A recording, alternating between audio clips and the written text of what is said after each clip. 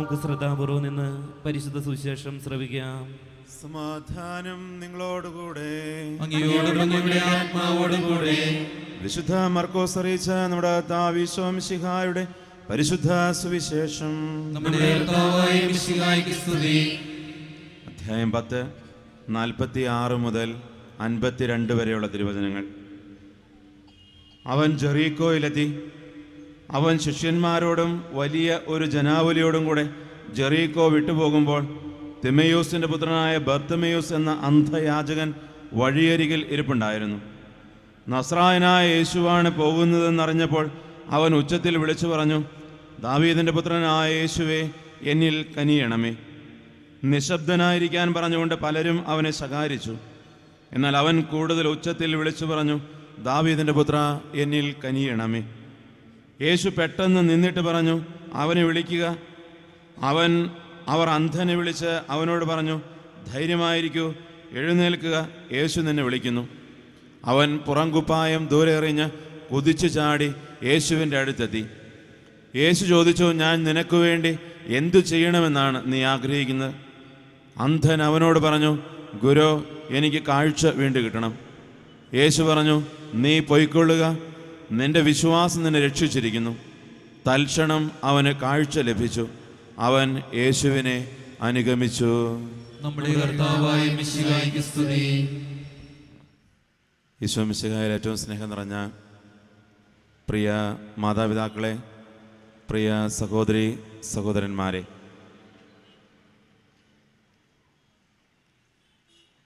എല്ലാവർക്കും വിശുദ്ധ സെബസ്ത്യാനോസിൻ്റെ തിരുനാളിൻ്റെ മംഗളങ്ങൾ വളരെ സ്നേഹപൂർവ്വം ആശംസിക്കുന്നു. ഇന്ന് രാവിലെ 9 മണിക്ക് നമുക്കെല്ലാം പ്രിയങ്കരനായ പെരിയ ബഹുമാനപ്പെട്ട സെബാസ്റ്റ്യൻ കളപ്പുരയ്ക്കലച്ചൻ തിരുനാളിൻ്റെ കൊടി ഉയർത്തി. വിശുദ്ധൻ്റെ തിരുനാളിൻ്റെ കൊടി നമ്മുടെ ആകാശത്ത് പാറിപ്പറക്കുകയാണ്. നമ്മളെല്ലാം ആ കൊടിയുടെ തണലിൽ, വിശുദ്ധൻ്റെ ശക്തമായിട്ടുള്ള മാധ്യസ്ഥത്തിൻ്റെ തണലിൽ ഒരു തിരുനാൾ ആഘോഷത്തിന് ഇതുപോലെ ഒരുമിച്ച് കൂടുകയാണ്. അതിൻ്റെ ഒരുക്കത്തിൻ്റെ ദിവസങ്ങളിലൂടെ, നൊവേനയിലൂടെയാണ് നമ്മൾ കടന്നു പോകുന്നത്.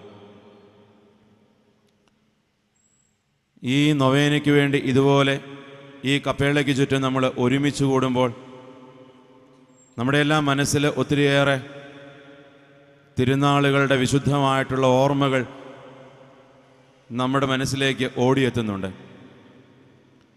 കഴിഞ്ഞ തിരുനാൾ ആഘോഷത്തെക്കുറിച്ചും അല്ലെങ്കിൽ ഈ തിരുനാളിൻ്റെ ദിവസങ്ങളിലേക്ക്, നമ്മൾ ഈ നൊവേനയുടെ ദിവസങ്ങളിലേക്കൊക്കെ പ്രവേശിച്ചത് മുതൽ എന്തുമാത്രം ആകാംക്ഷയോടെ താല്പര്യത്തോടെയാണ് നമ്മൾ ഈ നൊവേനയിലും തിരുനാളിലേക്ക് പ്രവേശിക്കാനായിട്ട് നമ്മൾ ഒരുങ്ങുന്നത്.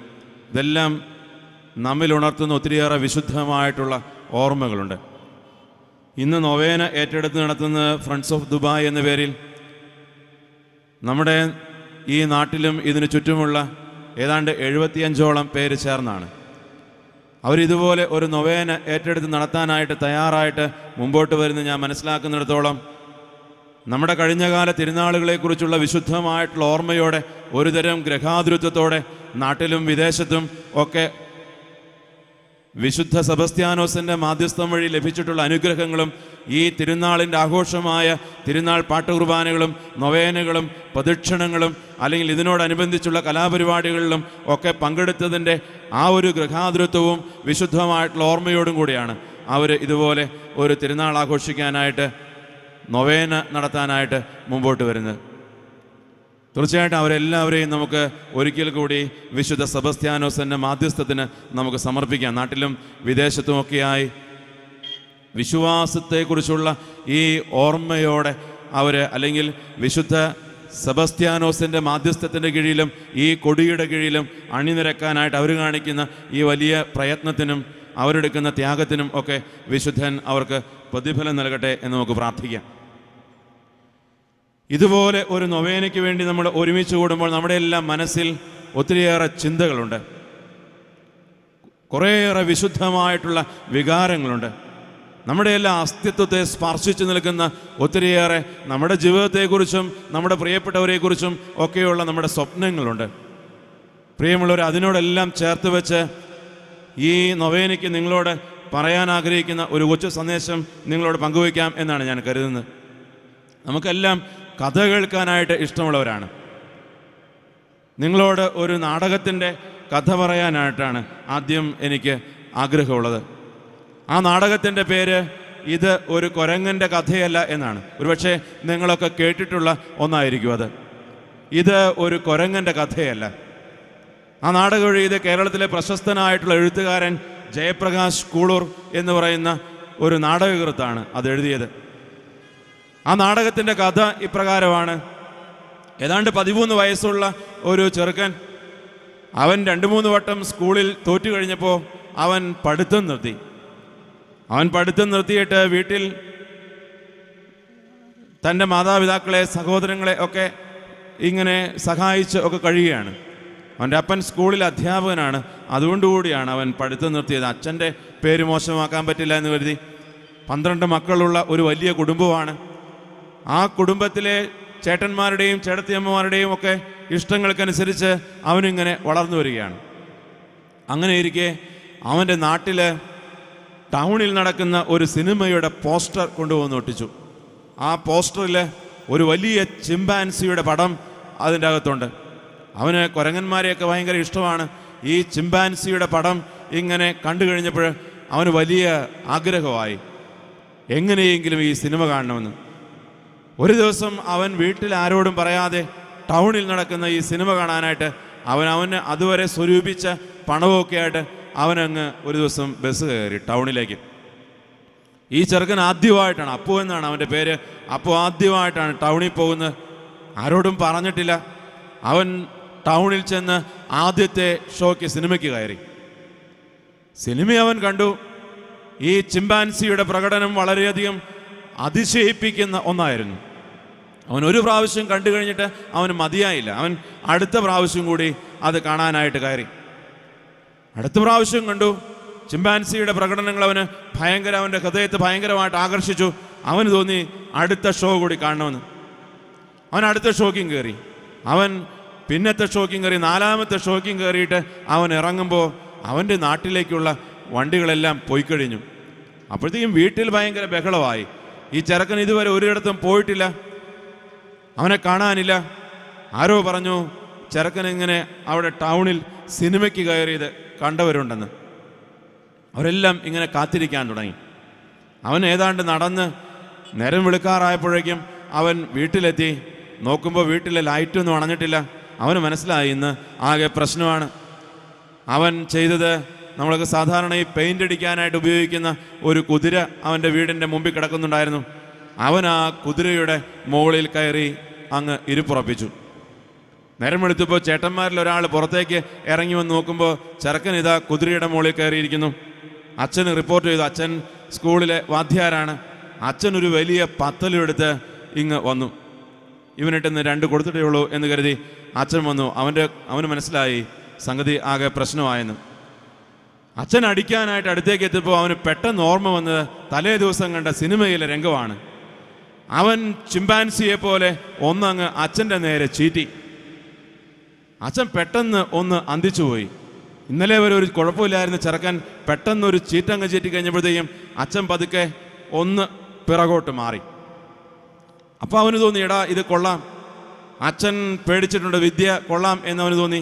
അച്ഛൻ 2ാമത് വന്നപ്പോൾ അവൻ ഒന്നുകൂടി ചീറ്റുകയും ഒപ്പം ഒരു മാന്തും കൂടി കൊടുത്തു. അച്ഛൻ്റെ കയ്യിൽ അവൻ്റെ മാന്ത് കൊണ്ടിട്ട് പതുക്കെ ചോര പൊടിഞ്ഞു. അങ്ങേര് വാദ്യാരല്ല, സ്കൂൾ മാഷാണ്.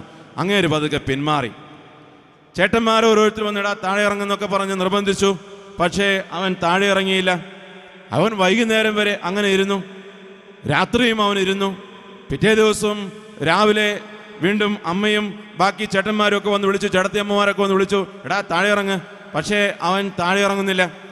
അവൻ്റെ അമ്മ അവന് അത്യാവശ്യം ഭക്ഷണമൊക്കെ അവിടെ കൊണ്ടുപോയി കൊടുത്തു. നാടകീർത്ത് പറയുന്നത് ഈ ചെറുക്കൻ ഇതിൻ്റെ മുകളിലിരുന്ന് തന്നെ കാര്യങ്ങളൊക്കെ, പ്രാഥമികമായിട്ടുള്ള കാര്യങ്ങളൊക്കെ സാധിച്ചു എന്നാണ്. അവൻ അങ്ങനെ മുകളിലിരുന്ന് കാര്യങ്ങളൊക്കെ സാധിച്ച് അവൻ എന്ത് ചെയ്താൽ താഴെ ഇറങ്ങുന്നില്ല. ഒരു ദിവസം കഴിഞ്ഞു, 2 ദിവസം കഴിഞ്ഞു, ഒരാഴ്ച കഴിഞ്ഞു. ഈ ചെറുക്കൻ എന്ത് ചെയ്താൽ താഴെ ഇറങ്ങുന്നില്ല. നാട്ടുകാർ മുഴുവൻ പറയാൻ തുടങ്ങി, നമ്മുടെ വാദ്യാരുടെ ചെറുക്കൻ, അവനൊരു കുഴപ്പമില്ലായിരുന്നവൻ, അവൻ താഴെ ഇറങ്ങുന്നില്ല, അവൻ എന്തോ പ്രശ്നമുണ്ട്. പതുക്കെ പതുക്കെ ആളുകൾ മുഴുവൻ കാണാൻ വരാൻ തുടങ്ങി. അവൻ്റെ നാട്ടിലേക്ക് ഭയങ്കര ജനങ്ങളുടെ ഒഴുക്കായി. ഇങ്ങനെ ആളുകൾ മുഴുവൻ വന്നു തുടങ്ങിയപ്പോൾ അവൻ്റെ മൂത്ത ചേട്ടന് തോന്നി, ചേട്ടാ ഇതിങ്ങനെ വിട്ടാൽ പറ്റില്ല, അപ്പം അതുകൊണ്ട് ഒരു ടിക്കറ്റൊക്കെ വെച്ച് ആളുകളെ കാണിച്ചാൽ കുറേ പണം ഉണ്ടാകും. അപ്പം അതുകൊണ്ട് അവൻ്റെ മൂത്ത ചേട്ടൻ ടിക്കറ്റ് വെച്ച് ആളെ കാണിക്കാൻ തുടങ്ങി. നമ്മുടെയൊക്കെ നാട്ടിൽ ടിക്കറ്റ് വെച്ചാൽ പിന്നെ ബസ് വിളിച്ച് ആളുകൾ വരാൻ തുടങ്ങി. ആളുകളുടെ നിലയ്ക്കാത്ത പ്രവാഹമായി. പിന്നെ കുറച്ച് നാൾ കഴിഞ്ഞപ്പോൾ ഇവനെ കുറച്ച് അഭ്യാസങ്ങളൊക്കെ പഠിപ്പിച്ചു. അങ്ങനെ പുതിയ വസ്ത്രങ്ങളായി, ആഭരണങ്ങളായി, മാലയായി ഇവനിങ്ങനെ അഭ്യാസങ്ങൾ കാണിക്കാൻ തുടങ്ങി. ഈ അഭ്യാസങ്ങൾ കാണാൻ ആയിരക്കണക്കിന് മനുഷ്യർ വരാൻ തുടങ്ങി. അങ്ങനെ ഇരിക്കെ ഒരു ദിവസം അവൻ്റെ അച്ഛൻ മരിച്ചു. അകത്ത് അച്ഛൻ മരിച്ചു കിടക്കുമ്പോൾ അവന് ഭയങ്കര സങ്കടമായി. അപ്പോഴാണ് നമ്മുടെ BBC ചാനലുകാർ ഇവൻ്റെ ഈ അഭ്യാസങ്ങൾ പിടിച്ച് കാണിക്കാനായിട്ട് വരുന്നത്. അവരോട് മൂത്ത ചേട്ടൻ പറഞ്ഞു, നിങ്ങൾ ഏതായാലും ഇത്രയേറെ യാത്ര ചെയ്തൊക്കെ വന്നതല്ലേ, നിങ്ങൾ ഇവൻ്റെ ഒരു 5-6 അഭ്യാസങ്ങൾ പിടിച്ചിട്ട് പോയിക്കോളൂ, കുഴപ്പമൊന്നുമില്ല, അച്ഛൻ്റെ കാര്യമൊക്കെ ഞങ്ങൾ നോക്കിക്കോളാം എന്ന് പറഞ്ഞു. അവർ ഇവൻ്റെ കുറച്ച് അഭ്യാസങ്ങളൊക്കെ പിടിച്ചു ചാനലിൽ കാണിക്കാൻ വേണ്ടിയിട്ട്. അകത്ത് അച്ഛൻ മരിച്ചു കിടക്കുന്നു. പക്ഷേ അപ്പോഴും ഇവന് ഇതുപോലെ കുറച്ച് അഭ്യാസങ്ങളൊക്കെ കാണിക്കേണ്ടി വന്നു. അത് കഴിഞ്ഞ് അവന് ഒത്തിരി ഇഷ്ടമുള്ള അവൻ്റെ ഏറ്റവും ഇളയ പെങ്ങളുടെ കല്യാണമായി. പെങ്ങളുടെ കല്യാണത്തിന് ചെറുക്കൻ കാണാൻ വന്നു. ഇപ്പോൾ തന്നെ പറഞ്ഞു, ഇങ്ങനൊരു കുഴപ്പമുള്ളൊരു ചെറുക്കനുണ്ട് എന്ന് പറഞ്ഞപ്പോൾ അവൻ പറഞ്ഞു, അതെന്താണ് കുഴപ്പം, ഇതൊക്കെ എല്ലാവർക്കും അറിയാവുന്നതല്ലേ, അപ്പം അതുകൊണ്ട് ഞങ്ങൾക്ക് സന്തോഷമാണ് എന്ന് പറഞ്ഞ് ഈ കുരങ്ങനായിട്ട് അഭിനയിച്ചു കൊണ്ടിരിക്കുന്ന ചെറുക്കനുള്ളതിലൊന്നും അവർക്ക് വലിയ പ്രശ്നമൊന്നുമില്ലായിരുന്നു. കല്യാണത്തിന് സംഭവിച്ചൊരു കാര്യം, കല്യാണത്തിന് വന്ന ആളുകൾ മുഴുവൻ അവർക്ക് കിട്ടിയ ഈ പഴം ഈ ചെറുക്കന് കൊടുത്തിട്ട് ഈ ചെറുക്കൻ ഈ പഴം മുഴുവൻ ഇങ്ങനെ തിന്ന് അവൻ്റെ വയറിളകിപ്പോയി.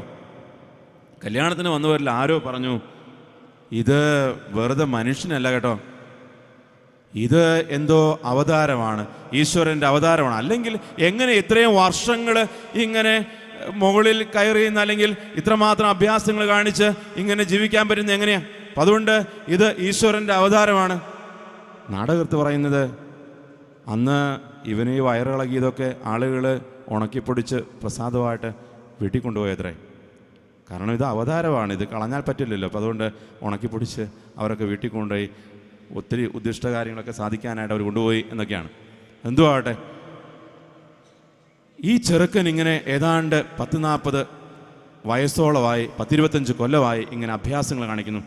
അവൻ്റെ അമ്മ താൻ മരിക്കാറായി എന്ന് തോന്നിയ ഒരു സമയത്ത് അവനെ വിളിച്ച് അവനോട് ചോദിച്ചു, അപ്പൂ അമ്മയ്ക്ക് തോന്നുന്നു മരിക്കാറായി എന്ന്. അമ്മ നിന്നോട് ചോദിച്ചോട്ടെ, നീ എന്നോട് സത്യം പറയണം. അപ്പൂ നീ കാണിക്കുന്നതൊക്കെ ഒരുതരം വേഷം കെട്ടല്ലേ? അവന് തോന്നി അമ്മയോട് എനിക്ക് ഒന്ന് സത്യം പറയണം. 10-25 കൊല്ലമായി ഇതുപോലെ അവനിങ്ങനെ അഭ്യാസങ്ങൾ കാണിക്കാൻ തുടങ്ങിയപ്പോൾ കുരങ്ങൻ്റേതുപോലെ വല്ലാതെ കുനിഞ്ഞുപോയി. ഇപ്പോൾ ഏതാണ്ടൊരു തനി കുരങ്ങൻ്റെ രൂപത്തിലാണ് ഇതൊക്കെ ചെയ്യുന്നത്. അവന് തോന്നി അമ്മയോട്, അമ്മ മരിക്കുന്നതിന് മുമ്പ് അമ്മയോടെങ്കിലും സത്യം ഒന്ന് പറയണം. അവൻ പതുക്കെ എഴുന്നേറ്റ് നിൽക്കാൻ തുടങ്ങി. എഴുന്നേറ്റ് നിൽക്കാൻ നോക്കി. അവനങ്ങടെ എഴുന്നേറ്റ് നിൽക്കാൻ നോക്കിയിട്ട് അവൻ എന്ത് ചെയ്ത എഴുന്നേറ്റ് നിൽക്കാൻ, മനുഷ്യർ എഴുന്നേറ്റ് നിൽക്കുന്നത് പോലെ അവന് എഴുന്നേറ്റ് നിൽക്കാൻ പറ്റുന്നില്ല. അവൻ ഒന്നുകൂടി അങ്ങ് ആഞ്ഞു ശ്രമിച്ചു. പക്ഷേ അവൻ എന്ത് ചെയ്താ എഴുന്നേറ്റ് നിൽക്കാൻ പറ്റുന്നില്ല. അവന് പുറത്തെ ഞരമ്പുകളൊക്കെ ഇങ്ങനെ വലിഞ്ഞ് മുറുകുന്നത് പോലെ സർവ്വ ഞരമ്പുകളും വലിഞ്ഞു മുറുകിയിട്ട് ഒരുതരം വല്ലാത്ത വേദന അവൻ്റെ ശരീരം മുഴുവൻ. അവന് എന്ത് ചെയ്താ എഴുന്നേറ്റ് നിൽക്കാൻ പറ്റുന്നില്ല. എല്ലുകളൊക്കെ അവൻ ഒന്നുകൂടി ആഞ്ഞു ശ്രമിച്ചു. പക്ഷേ എല്ലുകളൊക്കെ പൊട്ടി നുറുങ്ങുന്നത് പോലെ വല്ലാത്ത വേദന. എന്നിട്ടും അവൻ ഒന്നുകൂടി ആഞ്ഞു ശ്രമിച്ചു. പക്ഷേ എഴുന്നേറ്റ് നിൽക്കാൻ പറ്റാതെ അവൻ അങ്ങനെ വല്ലാതെയായി. എന്ത് ചെയ്താൽ എഴുന്നേറ്റ് നിൽക്കാൻ പറ്റുന്നില്ല. അവൻ എന്നിട്ട് ഒരു വിധത്തിൽ അങ്ങ് സർവ്വ വേദനകളും സഹിച്ച് ഞരമ്പുകളൊക്കെ വലിഞ്ഞു മുറുകി എല്ലുകൾ പൊട്ടുന്ന വേദനയുള്ളപ്പോഴും അവൻ അങ്ങോട്ട് എഴുന്നേറ്റ് ഒരു വിധത്തിൽ അങ്ങ് നിന്നു. എന്നിട്ട് അവൻ അമ്മയോട് പറയാൻ ശ്രമിച്ചു, അമ്മേ, പക്ഷേ ശബ്ദം പുറത്തേക്ക് വരുന്നില്ല. 10-25 കൊല്ലമായിട്ട് ഇങ്ങനെ ജീവിക്കാൻ തുടങ്ങിയിട്ട് അവന് മനുഷ്യർ സംസാരിക്കുന്ന പോലെ സംസാരിക്കാൻ സാധിക്കുന്നില്ല. അവൻ ഒന്നുകൂടി ശ്രമിച്ചു. പക്ഷേ അവൻ എന്തൊക്കെയോ പറയണമെന്നുണ്ട്. പക്ഷേ ഒന്നും പറയാൻ പറ്റുന്നില്ല. വായിലൂടെയൊക്കെ ഇതുപോലെ നൊരയും പതയൊക്കെ വന്നിട്ട് അവൻ്റെ ശബ്ദം പുറത്തേക്ക് വരുന്നില്ല.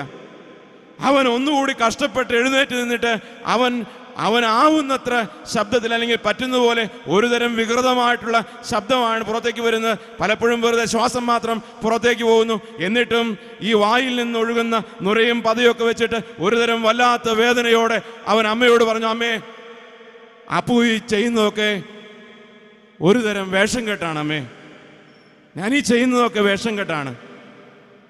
എന്നിട്ട് നാടകത്ത് പറയുന്നത്, അവൻ തിരിഞ്ഞു നോക്കുമ്പോൾ അവൻ്റെ അമ്മ മരിച്ചിരിക്കുകയാണ്. ആ നാടകത്തിലെ ഏറ്റവും അവസാനത്തെ ഡയലോഗ് ഇതാണ്.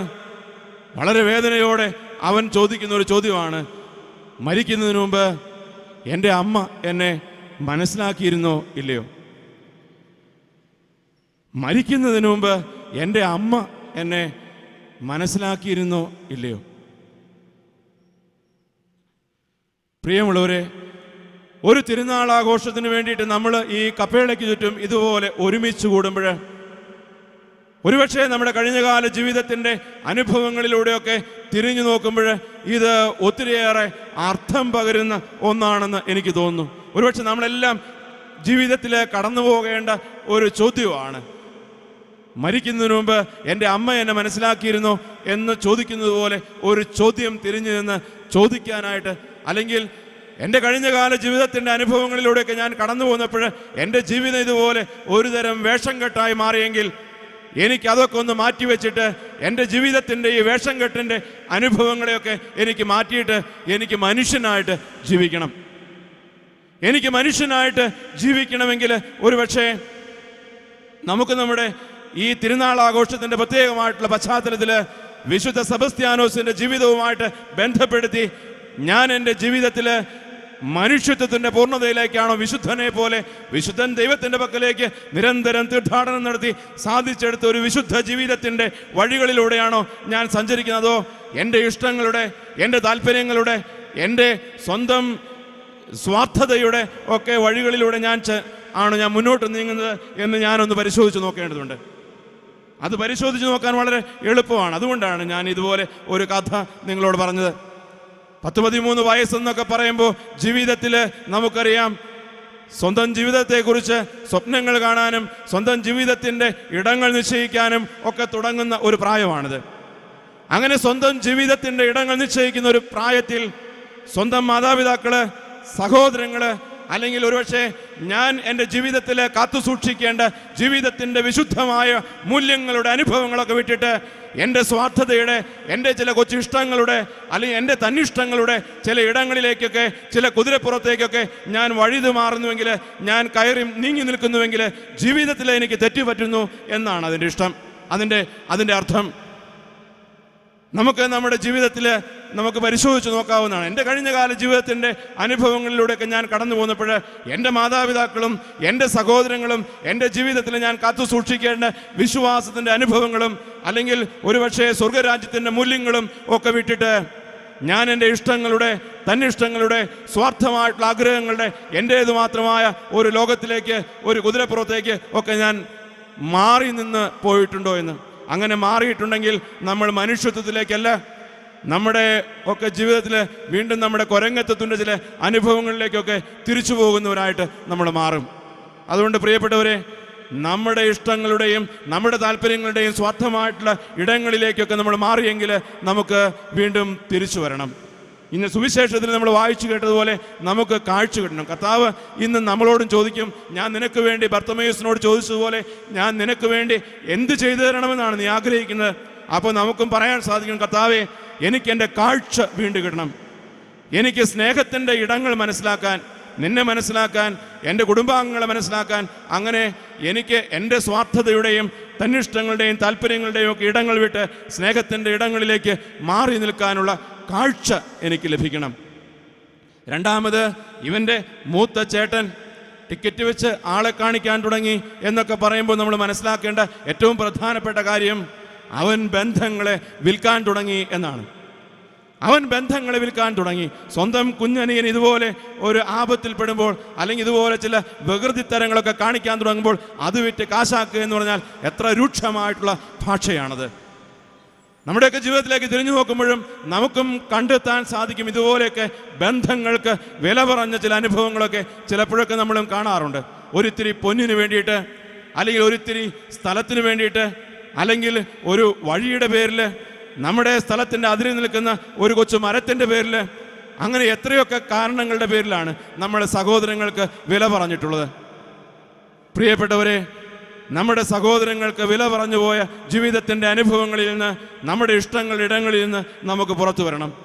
ഈ തിരുനാൾ ആഘോഷത്തിന് നമ്മൾ ഒരുമിച്ച് കൂടുമ്പോൾ സഹോദരങ്ങൾക്ക് വില നൽകി, അല്ലെങ്കിൽ ചുറ്റുമുള്ള മനുഷ്യർക്ക് മുഴുവൻ ക്രിസ്തുവിലുള്ള ആഴമേറിയ വിശ്വാസത്തിൽ അവരെ അടിയുറപ്പിച്ച് നിർത്താൻ വേണ്ടിയിട്ട്, സ്വന്തം വിശ്വാസം കാത്തു സൂക്ഷിക്കാൻ വേണ്ടി ജീവത്യാഗം ചെയ്ത വിശുദ്ധ സെബസ്ത്യാനോസിൻ്റെ വിശുദ്ധമായിട്ടുള്ള ഓർമ്മയോടെ ഈ നൊവേനയിൽ നമ്മൾ പങ്കെടുക്കുമ്പോൾ സഹോദരങ്ങൾക്ക് ഒരിക്കലും വില പറയുന്നവരായിട്ട് നമ്മൾ മാറരുത്. സഹോദരങ്ങൾക്ക് വേണ്ടി ജീവൻ നൽകിയ വിശുദ്ധൻ്റെ മാതൃക പിന്തുടർന്ന് സഹോദരങ്ങൾക്ക് വേണ്ടി ആത്മാർത്ഥതയോടെ ഏത് ദുർഘടസന്ധികളിലും ഏത് പ്രതിസന്ധികളിലും അവരെ നെഞ്ചോട് ചേർത്ത് നിർത്തുന്ന ജീവിതത്തിൻ്റെ വിശുദ്ധമായിട്ടുള്ള അനുഭവങ്ങളിലേക്ക് നമുക്ക് കടന്നു പോകണം. അപ്പം അതുകൊണ്ട് ഒരിക്കലും ബന്ധങ്ങൾക്ക് വില പറയുന്ന മനുഷ്യരായിട്ട് നമ്മൾ മാറരുത്. മൂന്നാമത് നമ്മൾ കണ്ടു, ഇതുപോലെ ഉണക്കിപ്പൊടിച്ച് കൊണ്ടുപോയി എന്നൊക്കെ പറയുമ്പോൾ നമ്മൾ മനസ്സിലാക്കേണ്ടത്, നമ്മളും ഇന്ന് ഒരു തരത്തിലുള്ള ഒരു നെട്ടോട്ടത്തിലാണ്. എവിടെയെങ്കിലുമൊക്കെ എന്തെങ്കിലുമൊക്കെ ഉണ്ടെന്ന് കേൾക്കുമ്പോഴേക്കും അവിടെ പോയി ഇതുപോലെയൊക്കെ പൊടിച്ചു കിട്ടാനും എന്തെങ്കിലുമൊക്കെ ചെയ്യാനും അവരിവരൊക്കെ പറയുന്നത് പോലെ എന്താണെന്നൊക്കെ അറിയാനും ഒക്കെയുള്ള ഒരു നെട്ടോട്ടം നമ്മുടെ ചുറ്റുമൊക്കെ നമ്മൾ കാണുന്നുണ്ട്. വിശുദ്ധ സെബസ്ത്യാനോസിൻ്റെ മക്കൾ എന്നുള്ള വിധത്തിൽ നമുക്ക് നമ്മുടെ വിശ്വാസത്തെക്കുറിച്ച് ഒന്നുകൂടി ആഴത്തിൽ അവബോധമുള്ളവരായിട്ട് നമ്മൾ മാറേണ്ടതുണ്ട്. ഈ തിരുനാൾ ആഘോഷത്തിൽ പങ്കെടുക്കുമ്പോൾ നമുക്ക് നമ്മുടെ വിശ്വാസത്തിൻ്റെ അനുഭവങ്ങളിലേക്ക് നമുക്ക് വീണ്ടും ഒരിക്കൽ കൂടി സന്തോഷപൂർവ്വം മടങ്ങിപ്പോകണം. വിശ്വാസത്തിന് വേണ്ടി ജീവൻ ത്യജിച്ച വിശുദ്ധ സെബസ്ത്യാനോസിൻ്റെ മാതൃക അനുകരിച്ച് ദൈവത്തിലുള്ള ആഴമേറിയ വിശ്വാസത്തോടെ നമുക്ക് മുന്നോട്ട് പോകാൻ, ജീവിതത്തിൽ ഏത് പ്രതിസന്ധികളിലൂടെ കടന്നു പോയാലും അവിടെയൊക്കെ എൻ്റെ നല്ല ദൈവം എന്നെ കാത്തു സൂക്ഷിക്കുമെന്നുള്ള വലിയ ബോധ്യത്തോടെ നമ്മൾ നിലവിളിച്ച് കരഞ്ഞ് പ്രാർത്ഥിക്കുമ്പോൾ തീർച്ചയായിട്ടും ഇന്ന് സുവിശേഷത്തിൽ പറഞ്ഞതുപോലെ കർത്താവ് അവിടെ നിന്നിട്ട് അവനെ വിളിച്ചു എന്ന് പറഞ്ഞതുപോലെ കർത്താവ് നമുക്ക് വേണ്ടി നിൽക്കുന്ന അനുഭവങ്ങളുണ്ടാകും.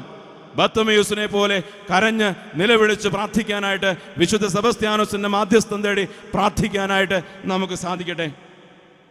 പ്രിയമുള്ളവരെ, ഇന്ന് ഒരുപക്ഷെ വിശുദ്ധ സെബസ്ത്യാനോസിൻ്റെ തിരുനാൾ ആഘോഷിക്കാനായിട്ട് നമ്മൾ ഒരുമിച്ച് കൂടുമ്പോൾ വിശുദ്ധൻ്റെ മക്കളെന്ന് അഭിമാനിക്കുന്ന നമുക്ക് വിശുദ്ധൻ്റെ തിരുനാളിൻ്റെ പതാകയുടെ കീഴിലിരുന്ന് ഒരുപക്ഷെ നമുക്കും പറയാൻ സാധിക്കണം. എൻ്റെ കഴിഞ്ഞകാല ജീവിതത്തിൻ്റെ അനുഭവങ്ങളിലൂടെയൊക്കെ കടന്നു വന്ന ഒരുപക്ഷെ വിശുദ്ധൻ നമ്മളോടും ചോദിക്കും, എടാ അല്ലെങ്കിൽ മോനെ നീ കാണിക്കുന്നതൊക്കെ ഒരു തരം വേഷം കെട്ടല്ലേ എന്ന് വിശുദ്ധൻ നമ്മളോട് ചോദിച്ചാൽ നമുക്കതിന് കൃത്യമായിട്ട് ഒരു ഉത്തരം കൊടുക്കാൻ പറ്റണം. നമുക്ക് ഈ തിരുനാളിന് വിശുദ്ധനോട് പറയാൻ സാധിക്കണം, എൻ്റെ കഴിഞ്ഞകാല ജീവിതത്തിൻ്റെ അനുഭവങ്ങളിലൂടെ ഒക്കെ ഞാൻ കടന്നു പോന്നപ്പോൾ എവിടെയെങ്കിലുമൊക്കെ ഞാൻ വേഷം കെട്ടി ഇതുപോലെ നീണ്ട വർഷങ്ങളുടെ അനുഭവങ്ങളുമൊക്കെ ആയിട്ട് എൻ്റെ ഇഷ്ടങ്ങളും താല്പര്യങ്ങളും ഒക്കെ ആയിട്ട് ഞാൻ ആരെയും ആദരിക്കാതെ ബഹുമാനിക്കാതെ ബന്ധങ്ങൾക്കും വിശ്വാസത്തിനും ഒന്നും വില നൽകാതെ എൻ്റേതായ താല്പര്യങ്ങളുടെ പിന്നാലെയൊക്കെ പോയെങ്കിൽ വിശുദ്ധനോട് നമുക്ക് പറയാൻ സാധിക്കണം, ഇതൊക്കെ ഒരു തരം വേഷം കെട്ടായിരുന്നു, ഞാനിതാ മടങ്ങി വരുന്നു, ഞാൻ മടങ്ങി വരാൻ തയ്യാറാണ്. അല്ലെങ്കിൽ എനിക്ക് വിശുദ്ധൻ്റെ അനുഗ്രഹം വേണം. ആ അനുഗ്രഹത്തിന് വേണ്ടി എന്നെ തന്നെ സമർപ്പിക്കാൻ, എൻ്റെ ഇഷ്ടങ്ങളുടെയും താല്പര്യങ്ങളുടെയും എൻ്റെ അന്ധതയുടെയും ഒക്കെ ഇടങ്ങൾ വിട്ടിട്ട് വിശുദ്ധൻ തെളിച്ചു തരുന്ന യഥാർത്ഥ കാഴ്ചയുടെ വിശ്വാസത്തിൻ്റെ യഥാർത്ഥമായിട്ടുള്ള അനുഭവത്തിലൂടെ ഞാനിതാ ക്രിസ്തുവിൻ്റെ പക്കലേക്ക് കടന്നു വരാൻ തയ്യാറാണ്. അവസാനം ബർത്തമേയുസിനെ കുറിച്ച് സുവിശേഷകൻ രേഖപ്പെടുത്തുന്നതാണ്, അവൻ യേശുവിനെ അനുഗമിച്ചു. പ്രിയമുള്ളവരെ, നമുക്ക് ഈ നൊവേനയിൽ നമുക്ക് ആത്മാർത്ഥമായിട്ട് പ്രാർത്ഥിക്കാം. ഇന്ന് കർത്താവ് ഒരുപക്ഷെ നമ്മളോടും ചോദിക്കുന്ന